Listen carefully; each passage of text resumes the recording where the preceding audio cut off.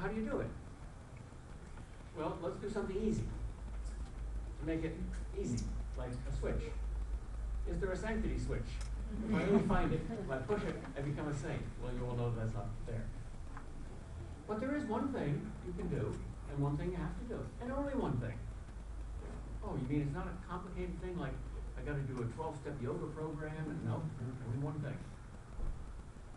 Oh, well, that sounds easy. Well, yeah, it's easy to say, but it's hard to do. What's that? Well, I quote one of my most famous, my favorite quotations. It doesn't make me feel happy and comfortable. It makes me feel very uncomfortable. But it's one of my favorite quotations because I think it's not only true, but terribly importantly true. It's from an Anglican mystic by the name of William Law in a little book called The Serious Call to the Devout Life. He says, if you will consult your own heart in utter honesty, and if you ask the question, why I am not as saintly as the early Christians, you will come up with only one answer, because you do not wholly want to be.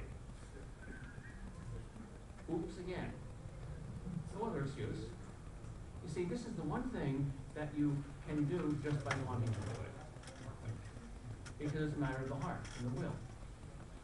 It's not a matter of the hands or the head or the feet or the machines or your wallet or your car. It's a matter of what you want. If you want it, you'll have it. Wanting it is having it. So we have divided wills. Yeah. Part of us does want that. That's why we're here. But part of us doesn't. That's why we're not yet Mother Teresa. Which part's going to win? Well, fight. That's the jihad. That's the inner struggle. It's a happy fight. It's a fight of happiness against unhappiness. Sinners are miserable. Saints are the happiest people in the world. You want to find happy people? Go to Roxbury and visit Mother Teresa's Missionaries of Charity, who pick up the remains of troubled lives there.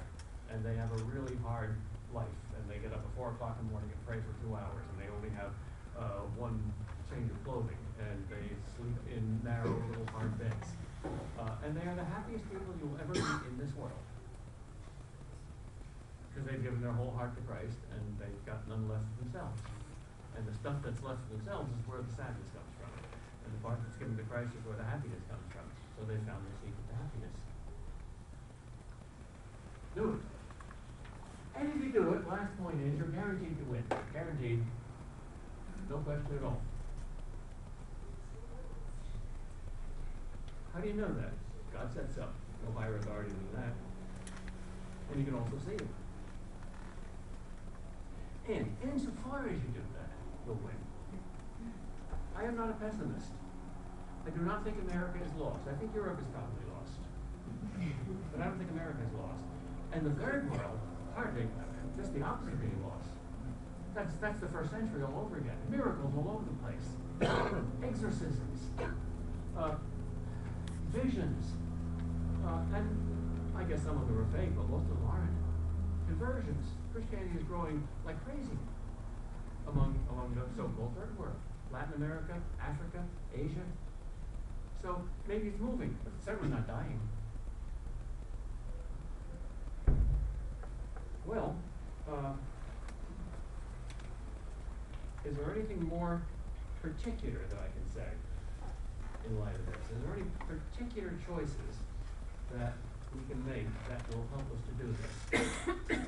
Well, I could spend another hour talking about that, but I've got another talk tonight, and that's supposed to be about making choices. So that's one of them. Now, ahead of time, I absolved you, as far as the lady can do that, from not coming because the Patriots are going to want the Colts tonight. I don't expect a big crowd, but if you really want to do it, and if you don't, then just read my book, Making Choices.